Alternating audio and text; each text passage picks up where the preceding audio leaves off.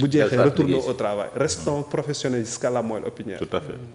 mais malheureusement ñoom amuñu grandeur googu dunoo jàpp ni képp ki nga xamante dañ laa recruter jamono jo mais dañ laa jënd wala da nga bokk parti APR mu nekk nag lu doy waar li nga xamante ni lii dama ne suñ ko arrêté wul day bokk ci li nga xam ñun suñu jurisprudence xam nga moom mi ngi doon di daw jurisprudence Barthélémy Dias man bëgguma am beneen sénégalais am suñu jurisprudence loolu lañ bëgg stopper mu jeex tak te amul benn DG je les ai défiés tous dans un débat public ku weddi lu ñuy wax na ñëw ñu toog plateau non duñ toog. ñu waxtaan structure bu leen neex nag parce que nag tooguñu ci benn fan taxawal rassemblement dañ ci liggéey xar si suñu tànk tubéy am toutes les informations qu'il faut ku def mémorandum de 69 pages jox ko président de la république jox ko premier ministre jox nañ ko ñoom en tout cas déposé leen ko par courrier ok ba am suñu décharge est-ce que nag yegg na ci ñoom allah alam les 165 députés aussi mémorandum bi ñu wax noonu jox na leen ko donc ñii ñun lu leen dese lépp li nga xamante les voies légales war nañ fa jaar on les a usées léegi nag li si des nag mooy li ma wax rek xam naa dinañ jóg le combat vient tout juste de commencer te ñaan ñu yàlla yegg foofu noonu jàpp naa ni ñoom ils seront trop prudents comme que président léegi jël na programme Amadou Ba le candidat de la réconciliation xam naa ne dina woo ñëpp réconcilier ak ñëpp. programme kan la jël. ah Amadou Ba moo nekkoon le candidat de la réconciliation non. kii. ma ne Amadou Ba. Amadou Ba moo nekkoon candidat de la réconciliation waaw. léegi jël na réconciliation xanaa ni dina woo les travailleurs licenciés woo ñëpp voilà ñëpp. c'est-à-dire dans le cadre même sax du dialogue politique. waaw dialogue politique foofu noonu. docteur Cheikh Gueye. le facilitateur dégg naa ko mu wax ni dafa contacter société civile dem mais nous on n'a jamais été contacté et pourtant ki nga xamante moom la ñu mujjee tasel moo Ndiaye Cissé. jour bu ñuy tase ak moom la lendemain demoon na si docteur. ñoo toog nañu te ñoom ñoo ko piloté. waaw ñoom professeur Babacar Gueye. ñoom ñëpp jot nañu suñu document mais dialogue bi kan nga gis si ñoom mu wax ci. te dialogue bi droits humains ci la bokkoon. mais nag am na li nga xamante ne day nuru ak leneen. kon daal yéen vous vous sentez abandonné. mais on se sent abandonné mais quand même yàlla mi ngi ak ñëpp. te ces jeunes là xam nga li mu leen wax sànq man leen xam nga bu dafa neexoon lool te Sénégal xam nañ ñun xam nañ point faible bu ñuy touché Sénégalais tey bu ñu neexoon man mën naa jël benn jigéen bu yor xalem di jooy ma filmer ko et tout lancer ko cagnotte. automatiquement j'aurai des millions. mënoon naa filmer sama bopp ma ni non dàq nañ ma lii ak lii xam nga ma victimiser wu mais da ngeen gis kenn def ko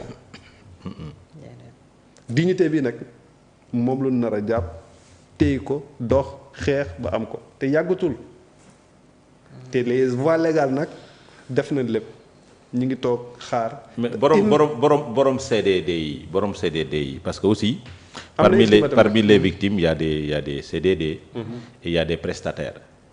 waaw CDD rek mais peut-être les combats ne sont pas les mêmes. parce que ñee dañu war a am droit dañ leen ko war a jox les CDD su jeexee dafa am droit dafa am loo xamante ni yoon dafa wax législation parce que aussi il faut qu'on soit sur les textes aussi quoi ak nu mu mënti demee. il faut qu'on soit sur les textes parce que aussi porter combat damay bañ ngeen porter combat ba pare tooñ. waaw loolu la xam nga loolu moo tax ma ne ñun on est très bien outillés. xam nga ñunu dàq amul kenn ku fay nekk prestataire. ok xam nga prestataire ci code du travail boo koy wax tey muy kuy ñëw fii nii ci local bi nettoyer la ko dem. du exercer benn métier bi nga xamante ni am na ci biir entreprise. tout à fait du am amplitude. du am tenue de travail. kooku képp koo koy defal c'est un contrat à durée déterminée. contrat à durée déterminée nag mën na nekk 6 mois mën na nekk 1 an mën na nekk 2 ans renouvelable une seule fois. boo ko renouveler une 3e fois tu violes les droits. du salarié. C'est ce qui s'est passé aussi au niveau du port. léegi ki nga xamante da nga bëgg arrêter contrat même bu nekkee 6 mois balaa 6 mois yi di jeex da nga koy jox préavis de rupture de contrat 1 mois avant la fin de son contrat. loolu la code bi di wax. bu loolu jeexee nga fay ko indemnité de précarité selon l'article L47 majoré à 7% du montant brut bu mu am ci 6 mois yi 1 an yi wala 2 ans yi.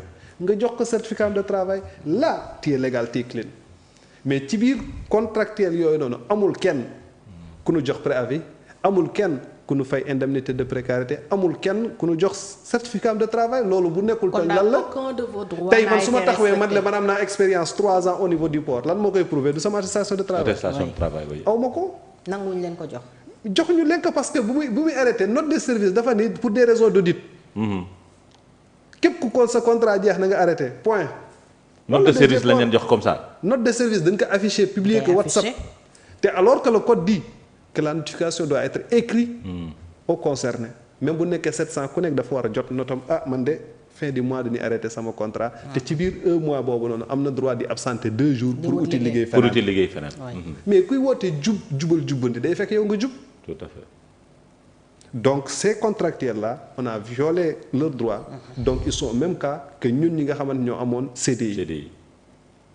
amul nag prestataire bi ñuy avancé noonu ce sont des jeux de mots yi nga xamante ni les employeurs des fois dañ ci jënnaxal xelu sénégalais parce que le prestataire comme ni mu ko waxee rek dafa war a nekk ki nga xamante day exercer benn métier bi nga xamante nekkul corps de métier bi nga xamante nekkul ci structure bi comme tey Dakar Dem Dikk nga ñëw nga ni man dama leen di nettoyer seen toilette yi. comme que amuñu femme de ménage si grille salariale Dakar Dem Dikk kooku mooy prestataire. mais conducteur mënul nekk prestataire. oui contractuel lay nekk. ba ñu CDD ko. et parmi tant d'autres donc nañ bàyyi seen yëfi caaxaan yooyu noonu. de toute façon Waly Diouf Bodiang bi nga waa Y'en a marre recevoir daf leen ni moom dàqul kenn déjà dégg ngeen Birame Souleye au niveau. de l'Assemblée nee na ñaata 4 personnes voire 6 personnes. ñoom sax déggoowuñu ci chiffres yi. ministère des mines. ministère des mines. waaw ñaata ñoo fa nit. les fonctionnaires du ministère des mines.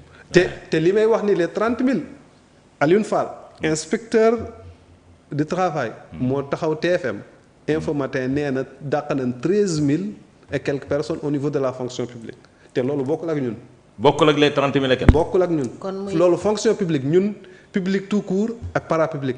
mais si biir fonction publique Alioune Fall moo ko wax. oui près de 13 000 et quelques. nee na tàq nañ fa 13 000 et quelques. donc ça veut dire te waxuma la nag ñi nga xamante ñi ngi woon ci bâtiment et parmi tant d'autres. donc Sénégal tey jamono jii nii dafa taxaw wow koŋ. loolu moo taxawal Sénégal parce que xaalis bi chaîne la. ki nga xamante ni mooy liggéey ñëw jënd dara ci bëtëg bi xaalis boobu génn dem feneen day circuler. c'est vrai. donc dëkk bi li ko taxawal loolu ci la bokk. te aqu travailleur au-delà de nos actions au-delà mais aqu père de famille yooyu noonu. bu leen dalee rek du baax. alors Boubacar man am na aussi question bu ma la bëgg a poser. ndax motif économique la ñu évoqué bi ñu leen di dàq. mais tey ñëpp pratiquement licenciement politique la ñuy wax. ndax dañ naan da ngeen wala ñi fi jógee ñoo leen recruter woon est-ce que particulièrement comme yaa jiite rassemblement bi ñi ñu dàq ñi dañu am